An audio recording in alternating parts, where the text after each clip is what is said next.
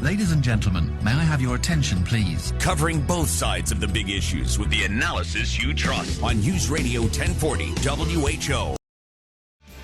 We talk a lot about mental health on this program, and there is a lot of very important discussion going on across Iowa and this country on the issue of mental health, particularly the mental health of our young people. So here's an interesting headline. There's a new focus on tech-based mental health treatments for young people. Since our kids are so much into technology, is this something that would be effective? Well, here is mental health advocate and resilience expert, Dr. Marie Cosgrove's back on my Newsmaker line. Dr. Cosgrove's always great to talk to you. Good morning. Good morning. Great to be here with you. So I think, Dr. Cosgrove, when I read an article about this, we all have that picture in our mind of a person sitting in a room with a mental health professional or a counselor. Is it effective, in your view, the use of technology to help mental health issues among our kids? Absolutely. For example, there is now virtual reality that's being used in the clinical setting, and it's very effective because the brain doesn't know, the brain thinks it's really in a different area. So the therapist can be there with the patient dealing with anxiety, stress, and things of that nature. And it is extremely effective for patients, especially patients that are sometimes are not as comfortable speaking directly to the therapist. So they're put in another position, in another area where they feel more relaxed, and it's actually very effective. Well, and there is the positive side of this, Dr. Cosgrove. This article that I'm reading about tech-based mental health treatments does say, hey, this is a demographic, talking about our young people, used to doing pretty much everything on their phones or their computers. So this might increase their comfort level in seeking help, wouldn't it? Yes, absolutely.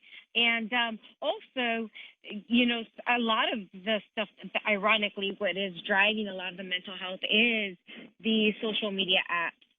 I just did a talk for another school, and it was live streamed district wide. And a lot of the students came up to me and said, we're getting rid of our TikTok app today.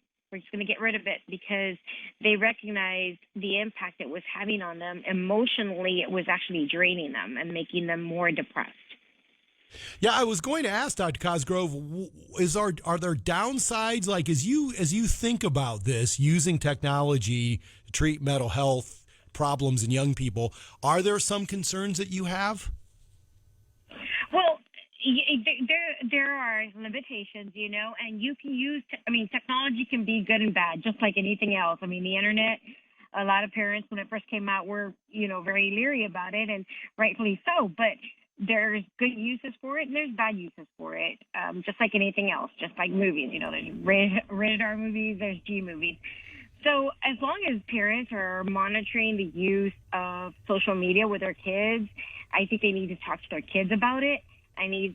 I believe that the schools need to do a better job talking to the students about it and the dangers of social media, as well as, let's embrace that technology and let's use it for good. And one of the ways that we're using that technology is through virtual reality.